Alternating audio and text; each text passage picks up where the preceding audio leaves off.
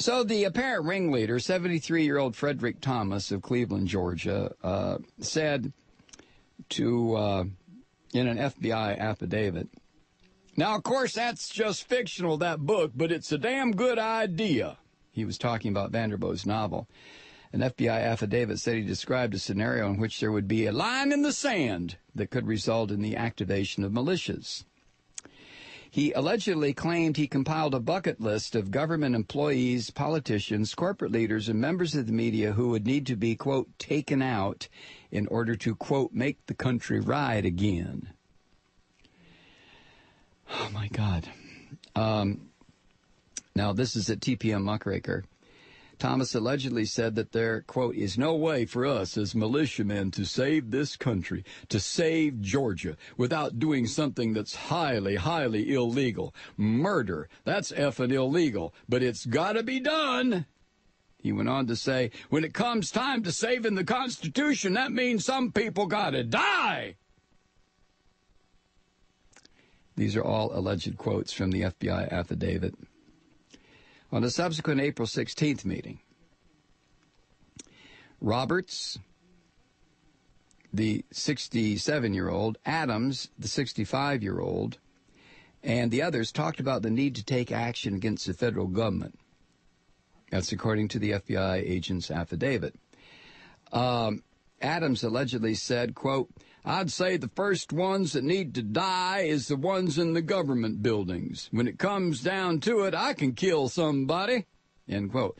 Now, you see, this is the same thing that Timothy McVeigh decided to do, was to murder 168 American citizens. Among that group were children. How many children were there? 14, 15 children. Little innocent kids were blown to pieces by an American terrorist. These guys wanted to do the same thing. Now, I'll be willing to bet you anything you want to bet that these four morons, these four sociopaths, inspired by Fox, inspired by Beck, inspired by Hannity, inspired by O'Reilly and Limbaugh, I'll bet you that these four would just be absolutely against abortion. Yeah. But they have no problem with blowing up children who might happen to be inside what they call a federal government building. These are sick sons of bitches. This is the kind of evil that's written about in most holy texts. Evil that I don't believe in. I just believe in madness. And these people represent the kind of madness, the kind of mental derangement that the religionists label evil. Here they are. Evil. This is evil personified, where you have four old bastards who can sit around up in the foothills of the North Georgia mountains and plan on ways to kill children, men, women, gas station attendants, truck drivers, cops, firefighters, anybody. I'm going to kill them. I'm just going to kill them. If that's not sociopathology, then somebody please tell me what is. You sick punks. Now, here's how the plot unfolded from that point, from the decision by these four old bastards that they are going to have to kill a lot of people in order to, to save the Constitution. We got to save the Constitution. That means folks got to die. Here's how it unfolded from June through now, November. Thomas and Roberts met with the undercover agent and negotiated the purchase of a silencer for a rifle and conversion parts to make a fully automatic rifle as well as explosives. Yeah, they're going to take a couple rifles with silencers and defend the Constitution. Amen. The complaints allege that Thomas confirmed to the agent that he planned to use the silencer, and he was purchasing and described how he would clean the rifle and use rubber gloves when he handled it so he wouldn't leave his fingerprints on it during its use. God damn, that's a pretty smart boy, isn't it? Ultimately, Thomas agreed to purchase the silencer and conversion parts in exchange for providing the undercover agent with another gun owned by Thomas, while Thomas and Roberts allegedly agreed to split the $1,000 cost for the explosives. Thomas and Roberts, these two old bastards, later expressed concerns that the undercover agent was a cop. You think he's a cop? I don't know. What do you think? I don't know.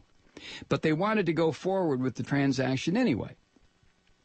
The complaints charged that during the investigation of Thomas and Roberts, Roberts described another individual named Sammy, who, according to Roberts, had manufactured the biological toxin ricin and had access to the beans used to make ricin.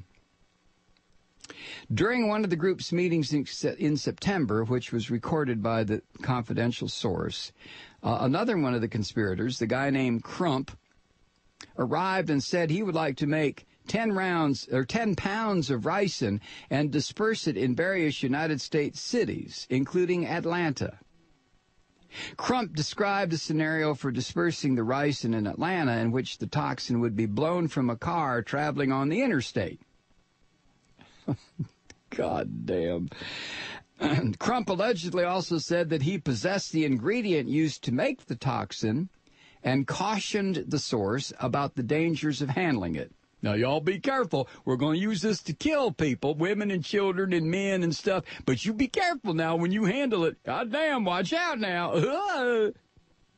The complaints alleged that in October of 2011, last month, Crump described to the source the process to manufacture ricin and advised that the materials should be purchased at different locations far from where he lived. You know, I mean, that's pretty slick, isn't it, Truth Seeker? Crump again discussed various methods of and locations to disperse ricin and told the source that the toxin is deadly if the powder comes into contact with a person's skin or lungs. During another meeting in October, Adams allegedly provided a sample to Crump of the beans used to manufacture ricin from a storage container of the beans contained at the residence in Stevens County, Georgia, his residence, and Crump in turn provided the sample to the source. I got these here magical beans. Now, can you just see this? They manufacture this ricin powder, and they're driving along interstate here in Atlanta, and one of these asses rolls down the window, and this stuff blows back in his face, right? Can't you just see this? Oh, damn, I got it all over me. Well, God damn it, I told you to. Well, quick, get me to the hospital. I can't take you to the hospital. Why not? Because then they'll find out, they'll figure out what we're doing. We're trying to kill people. Damn, why'd you get that? Hey, you're turning blue. Hey, you're dead.